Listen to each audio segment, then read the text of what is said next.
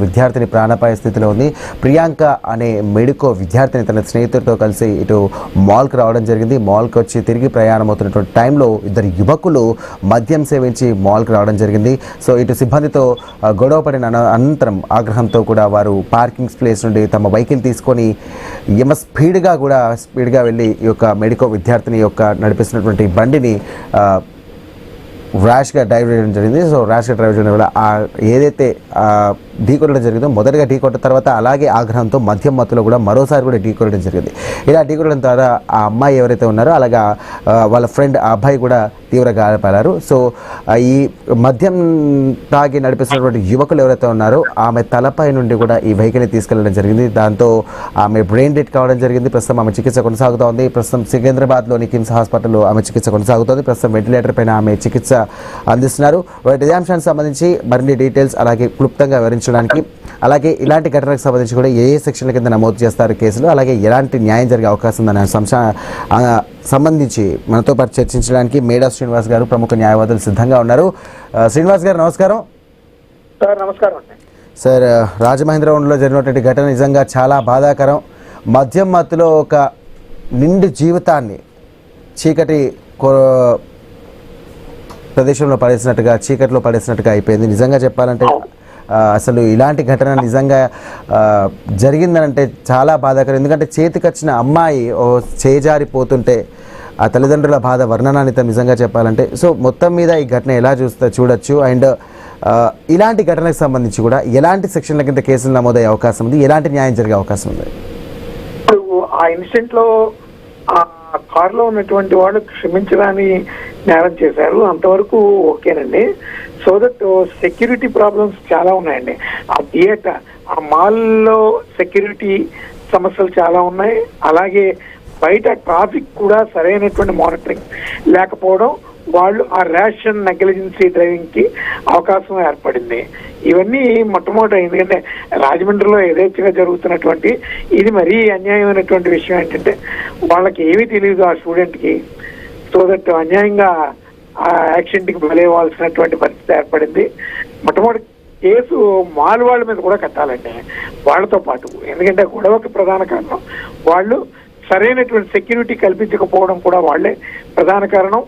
ఇవన్నీ ఒకసారి ప్రభుత్వ పరంగా ఆలోచించి ఏదో యాక్సిడెంటల్ కేసుగా కాకుండా ఒక స్పెషల్ కేసుగా తీసుకొని అవసరమైతే అమెండ్ చేసైనా వాళ్ళకి సరైనటువంటి పనిష్మెంట్ ఇచ్చి ప్రభుత్వం సరైనటువంటి కాంపన్సేషన్ ఆ బిడ్డకి ఇవ్వాలి. అలాగే ఇప్పుడు ఆ అడ్వాన్స్డ్ టెక్నాలజీని ఉపయోగించైనా ఎంత ఖరీదైనటువంటి వైద్యమైనా చేపించి ఆ బిడ్డ ప్రాణాలు కాపాడాలి. రైట్ శ్రీనివాస్ గారు, ఒక విధంగా చెప్పాలంటే మాల్ నిర్వాహకులపైన కూడా ఎలాంటి చర్యలు తీసుకునే అవకాశం ఉంది? ముఖ్యంగా చెప్పాలంటే మద్యం సేవించి మాల్లోకి రావడం అంటే నిజంగా is a not a joke. So ఇంత జరిగినటువంటి ఈ అంశంలో భాగంగా మాల్ నిర్వాహకులపైన ఎలాంటి చర్యలు తీసుకునే అవకాశం ఉంది? అండ్ ఇది మాల్ నిర్వాహకులతో పాటు అక్కడ సెక్యూరిటీ కూడా ఏదో డ్యూటీ చేస్తున్నామంటే చేస్తున్నారు, లేదంటే లేదండి.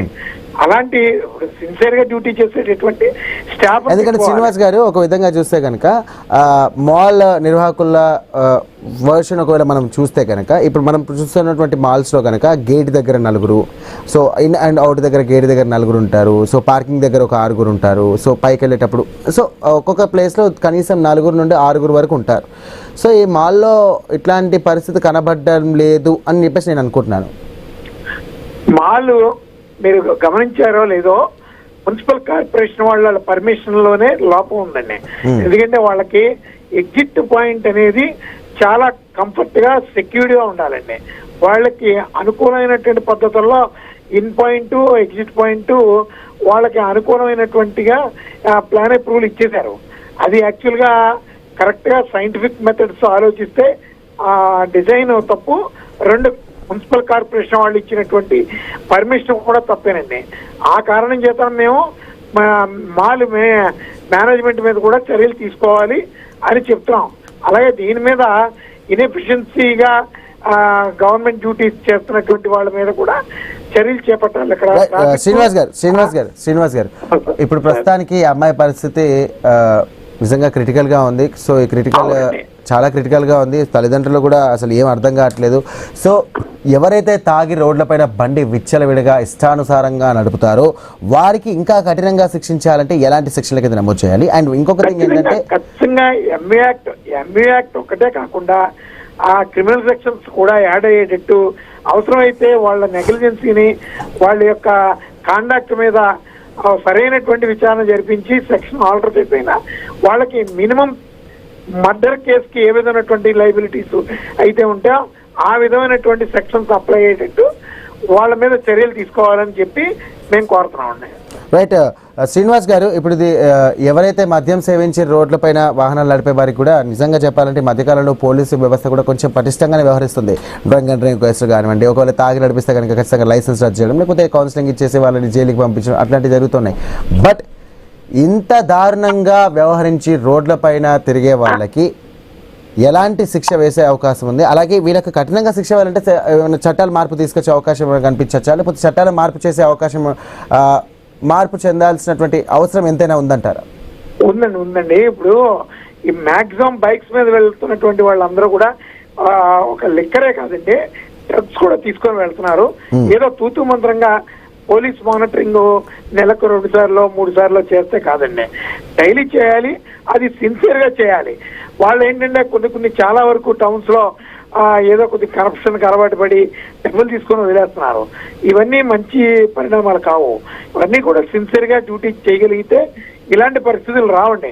ఎందుకంటే మాక్సిమం చాలా వరకు డ్రగ్స్ కి అలవాటు పడిపోయి యూత్ ఈజీగా దొరుకుతున్నాయి డ్రగ్స్.